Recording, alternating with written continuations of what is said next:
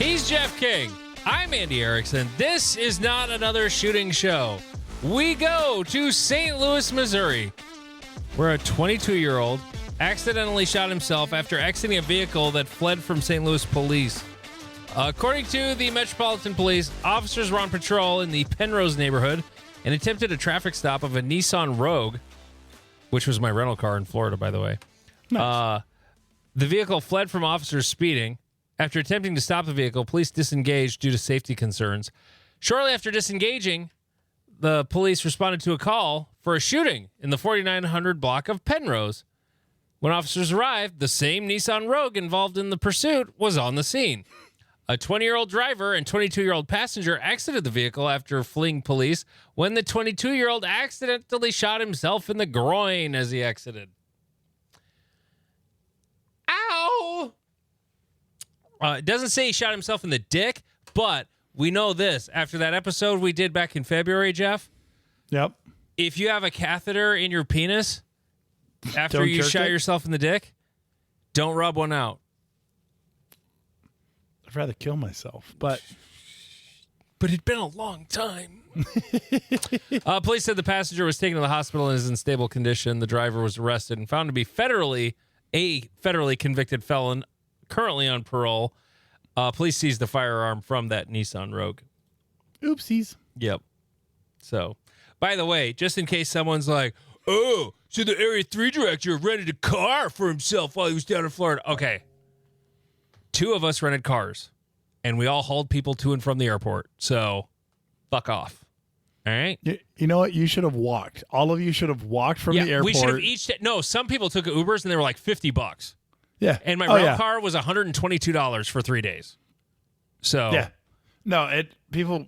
I always love when people try to cost cut at a level that eliminates the ability to accomplish the task. Yeah. Well, here's the thing, though. I was actually, because every time I've ever rented a car, like even for 3 days, like you're looking at like $300. Right. And when I looked at Orlando rental cars, they were, some of them were like really cheap, like $8 a day. And then I looked at the reviews and it's like, don't rent a car from this company. Okay.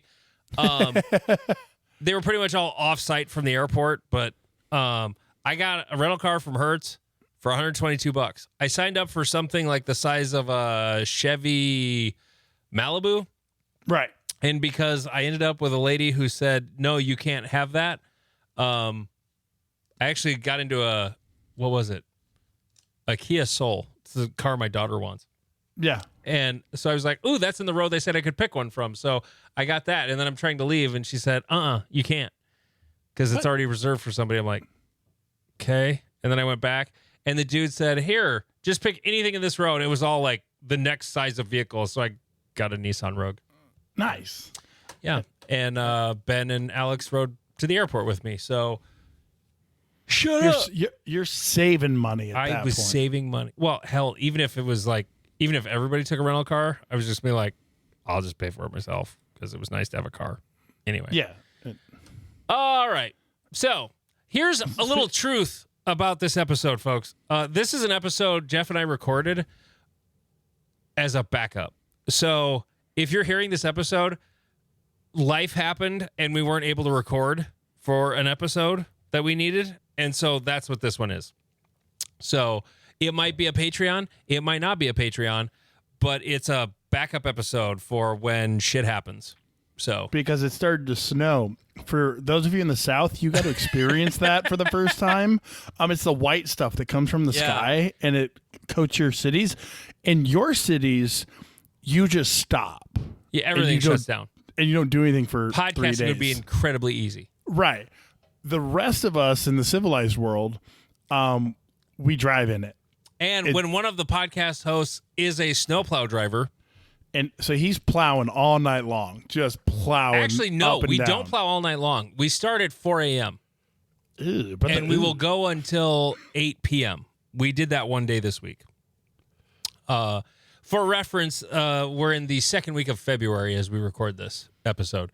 And this week, last Saturday, 14 and a half hours, 12 hours on Monday, 11 and a half Tuesday, another 11 hours yesterday. Today was a normal 8-hour day. So I'm taking tomorrow off and just flexing. I'm not even taking vacation, so I can go watch my daughter in the state gymnastics meet. But yeah, so if a snowstorm hits and all of a sudden, like, I'm working nonstop for 4 days. When we recorded the Tanfo Timmy episode way back in episode 102, I was so fucking tired. That episode could have been better, but I was so tired, and Tim couldn't push it back another day, so we're like, fuck it, we'll end it. And we're doing it live. We did it live. And it was fine, but I was not prepared. I was tired. I was just not in the zone like I normally am when we record. So it could have been better, and it will be better the next time we have Tim on. But anyway, if we end up with a giant fucking snowstorm and I'm not able to record, that's pretty much why this is happening. Or I'm traveling, or there's a number of reasons. But the most likely right now, a giant snowstorm that prevents me from recording an episode. Correct. Is pretty much why. So anyway, Jeff, why 2 video? Why 2 video? Why 2 video? This popped up as a question that on our competition shooting is, why does everybody video? And narcissism. Yes, running. It's part of it. It really is. Oh, 100%.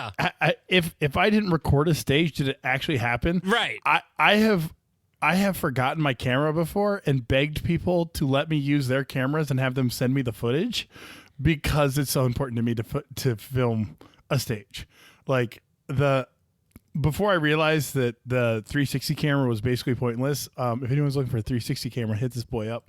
I would have the 360 camera, my phone camera, and my hat cam all going at one time because, narcissism and production, but also ADHD and laziness. So I never did anything with any of the videos. And I would never go and edit the 360 ones. They're not the most difficult thing to edit, but they are more than the hat cam. And so I would never edit them. And so I'm like, fuck. So yeah, I would gladly sell my 360 camera because it just doesn't do anything for me. And you don't mean like because what is the brand you and Steven have?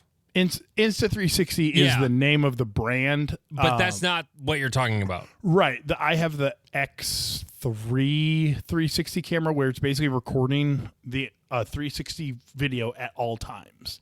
So when you hit record, it's recording the whole thing. And that's one you can get cool videos depending on the stage, or it's basically useless. Those are the only two. There's a tow truck driver I follow that has a 360 camera on his truck, and he's basically a repo guy. He's fucking awesome. I love this dude. God, what? I can't remember what his name is. Fuck. Well, I'll never be able to. I can't remember what his handle is on Instagram. He's a black dude, driving a big old tow truck, and he'll just sneak into a parking lot and like back into it. I follow him, but nothing's showing up. I don't know who it is, but and you get they're great for skiers or like crotch rocket dudes have them all the time. Off-roaders have them, jet skis, all that shit. They're super cool, but for shooting they have kind of limited use. But it took me back to the question of like, why do you video? And like we said, the first answer, narcissism. Second answer, you need content for your YouTube channel. Social media, yes, 100%. Because they make the best videos to post. People like the hat cam video. One of your shorts showed up on my notifications today. Yeah, I've started. Did you start posting again? I started posting again. I don't know if because of the change in politics in the world. Oh, it might go better for you. Yeah, maybe. There's a possibility. I don't know. They're trying to be all manly and shit, and for some reason guns are manly. Anyways, that's its own conversation. Guns are manly. We've had that conversation already. We have, and I just don't understand it. It's a mechanical device going pew pew. Anyways, so the other reason is self-diagnosis. Yeah. That's well, now going back to Andy's conversation about the rules and the bylaws and the all the peoples, video can also be used as an evidentiary thing of not DQing or not committing a crime in USPSA. So you can use video evidence. Yeah, that's the thing now that you can use to combat a call. Right. So to have this evidence, you must record yourself, which most people do, but there are a lot of people who are like, nope, it makes me perform poorly.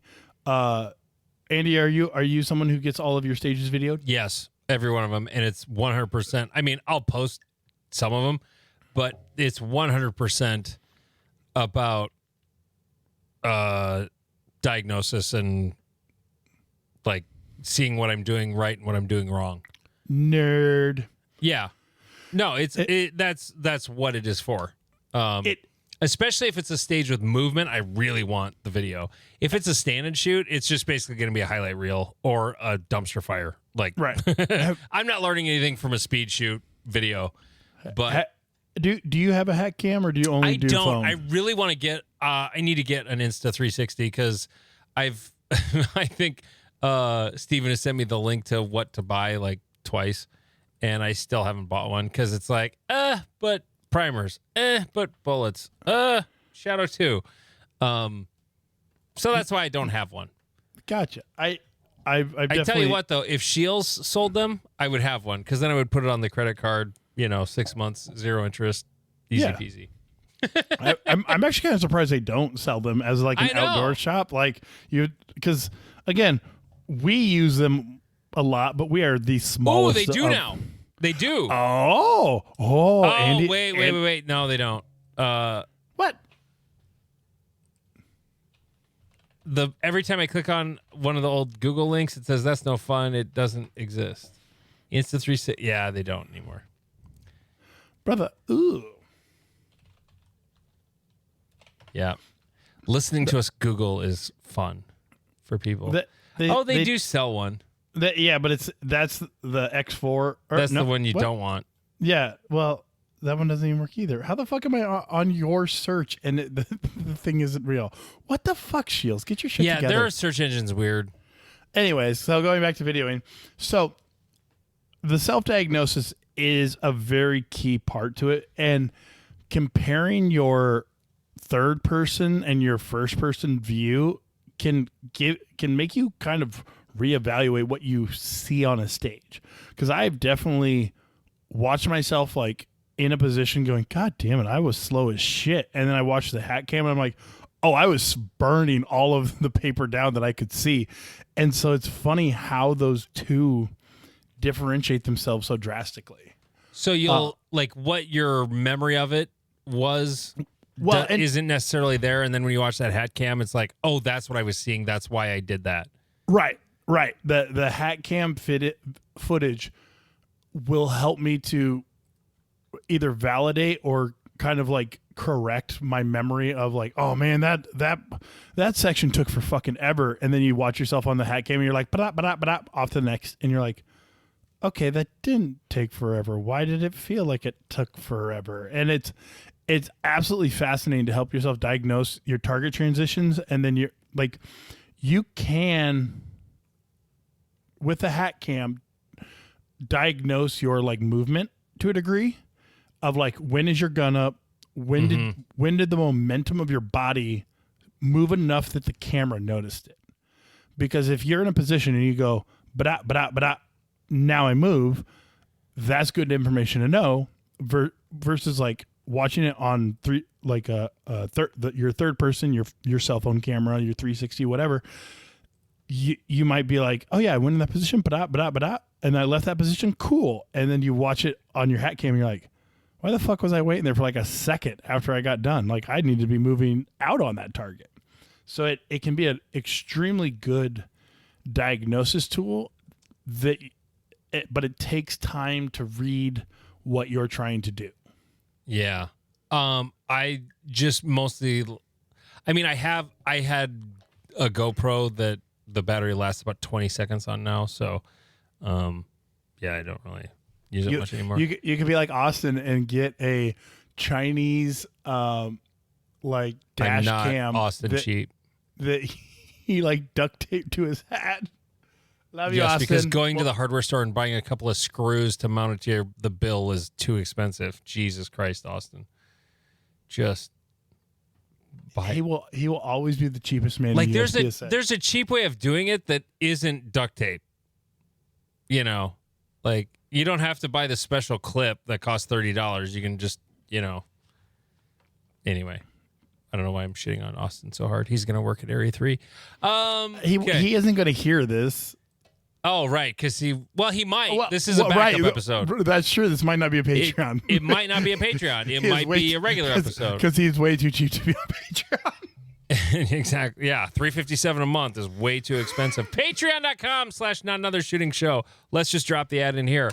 It's only $3.57 fucking cents a month. That is literally a little more than one black coffee at Starbucks. That's not the cappuccino with all the latte bullshit some of you fuckers get. It's not even coffee. It's like hot chocolate that's cold with ice. Anyway, patreon.com/notanothershootingshow. We appreciate our patrons very, very much.